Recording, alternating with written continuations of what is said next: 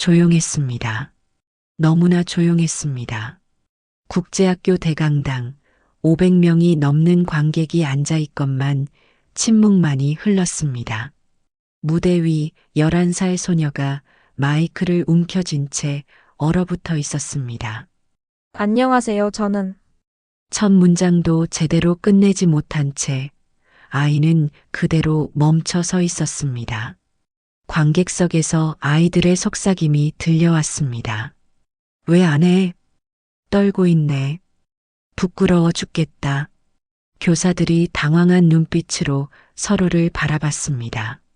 MC를 맡기로 한 고학년 학생이 갑자기 펑크를 낸 바람에 급하게 대타로 나선 아이였습니다. 그때였습니다. 객석 3열 통로 쪽 자리에서 한 할머니가 조용히 일어섰습니다. 손에는 낡은 수첩을 꼭 쥐고 있었습니다. 그 수첩에는 빼곡히 적힌 영어 표현들과 발음 기호들이 가득했습니다. 할머니의 눈빛이 무대를 향해 고정됐습니다. 그 시선 끝에는 떨고 있는 손녀가 있었습니다. 이야기 시작하기 전에 구독 눌러주시고 좋아요도 눌러주세요. 알람 설정도 해두시면 새로운 이야기를 가장 먼저 보실 수 있습니다. 그럼 시작하겠습니다. 지연아, 괜찮을 거야. 행사 전날 밤 할머니는 손녀의 머리를 쓰다듬으며 말했습니다. 하지만 지연이는 이불을 머리까지 끌어올리며 고개를 저었습니다. 할머니, 저 정말 무서워요. 모든 사람이 저를 보고 있을 거예요. 지연이는 늘 그랬습니다. 발표만 있으면 며칠 전부터 잠을 설치고 밥도 제대로 넘기지 못했습니다. 담임 선생님은 부모와의 상담에서 조심스럽게 말을 꺼냈습니다. 가정에서 좀 더 관심을 가져주시면. 하지만 지연이 부모는 둘 다 바쁜 직장인이었습니다. 아침 일찍 나가서 밤늦게 돌아오는 일상의 연속. 지연이는 할머니와 보내는 시간이 가장 길었습니다. 엄마 아빠는 맨날 바빠. 할머니만 있어. 지연이의 서운함 섞인 목소리에 할머니는 가슴이 아팠습니다. 할머니에게도 현역이던 시절이 있었습니다. 30년간 중학교 영어교사였던 과거. 하지만 그 시절의 영어는 문법과 번역 위주였고 원어민 앞에서는 늘 주눅이 들었던 기억뿐이었습니다. 퇴직 후 할머니는 혼자만의 공부를 시작했습니다. 매일 아침 6시 BBC 뉴스를 들으며 쉐도잉 연습, 발음 교정을 위한 입모양 연습, 실생활 표현들을 빼곡히 적어놓은 수첩. 이제 와서 뭘 한다고. 가족들의 시선이 두려웠습니다. 구식이라고, 시대에 뒤떨어진다고 비웃음 받을까봐.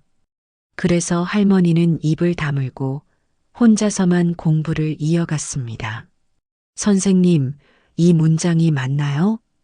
30년 전 교무실에서의 기억이 떠올랐습니다.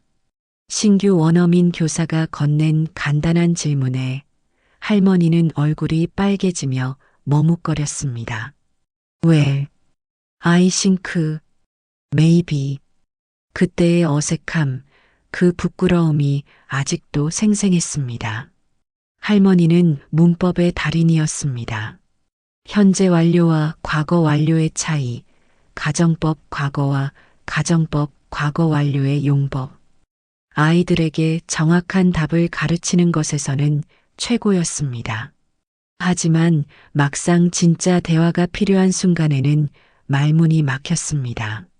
퇴직식 날 밤 할머니는 거울을 보며 중얼거렸습니다. 문법은 잘 가르쳤지만 정작 말은 못했구나.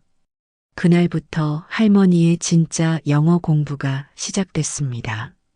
도서관에서 빌려온 회화 테이프를 반복해서 듣고 뉴스 앵커의 입모양을 따라하며 발음을 교정하고 실수하는 것을 두려워하지 않겠다고 다짐했습니다.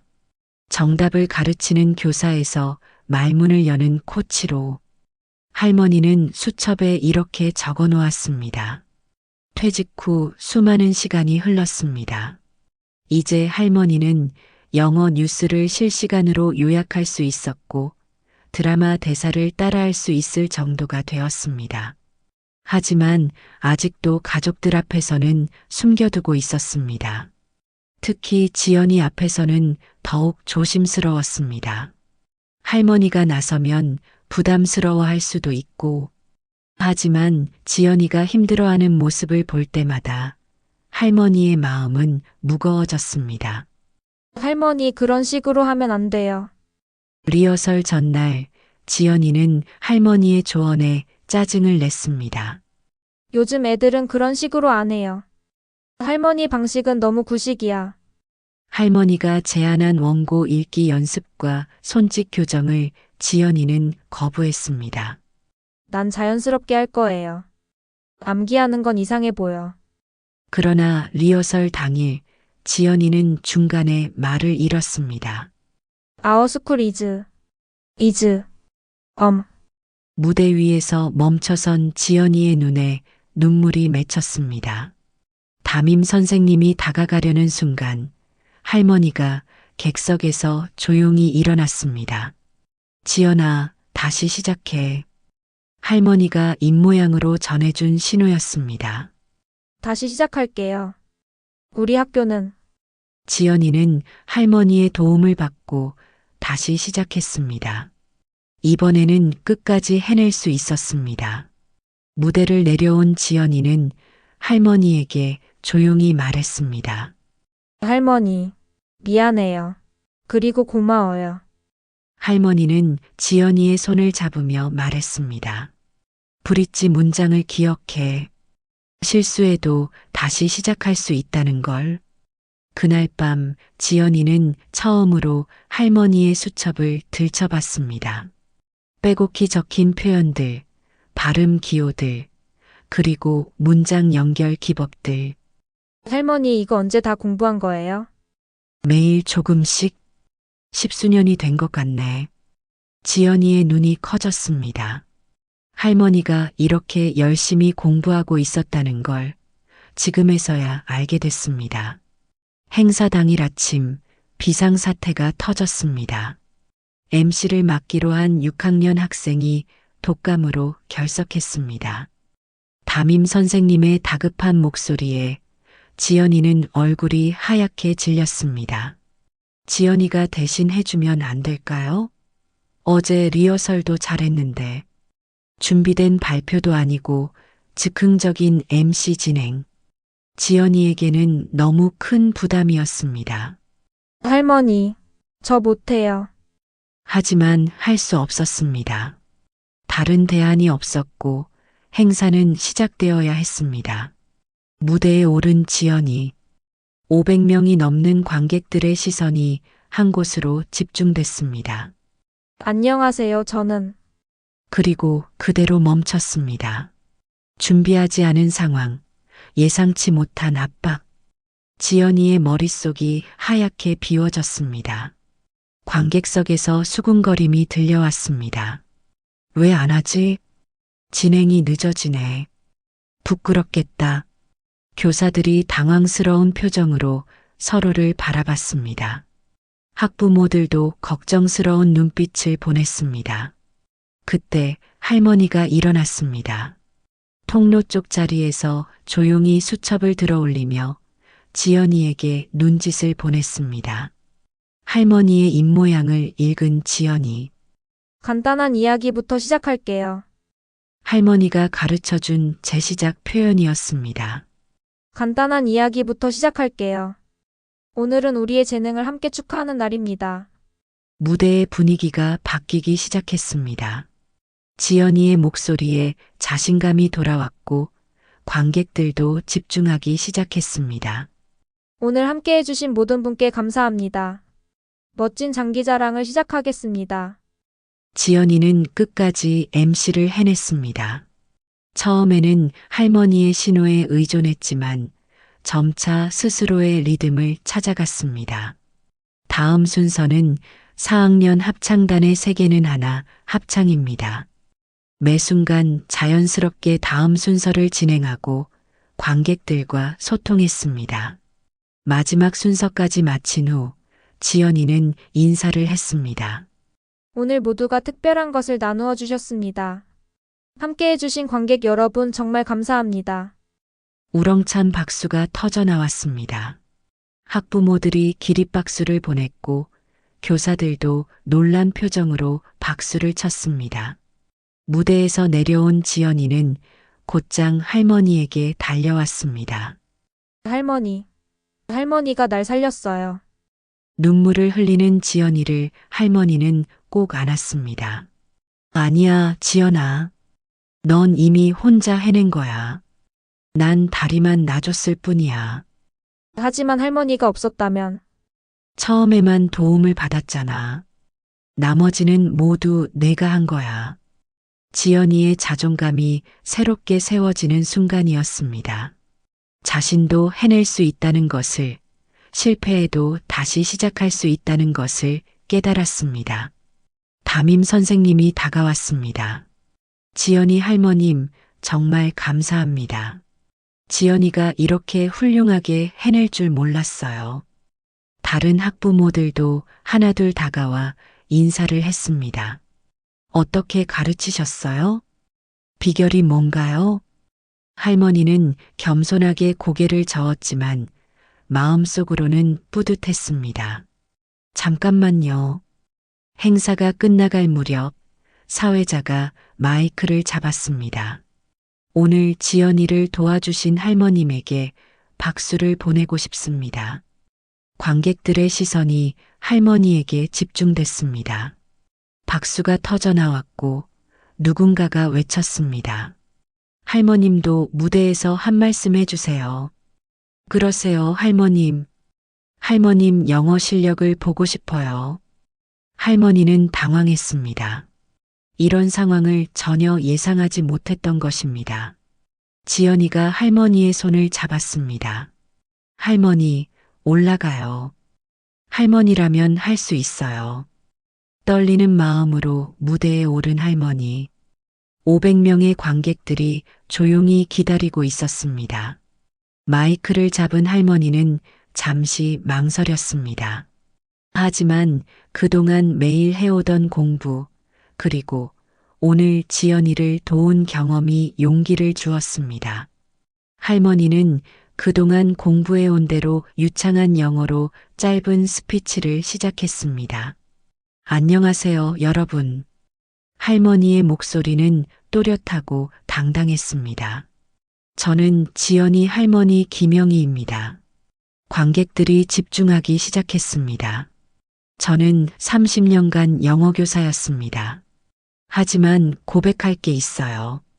할머니는 깊게 숨을 들이쉬었습니다. 정작 영어로 대화하는 것이 두려웠습니다. 문법은 가르쳤지만 진짜 소통은 못했어요. 솔직한 고백에 관객들이 더욱 주목했습니다.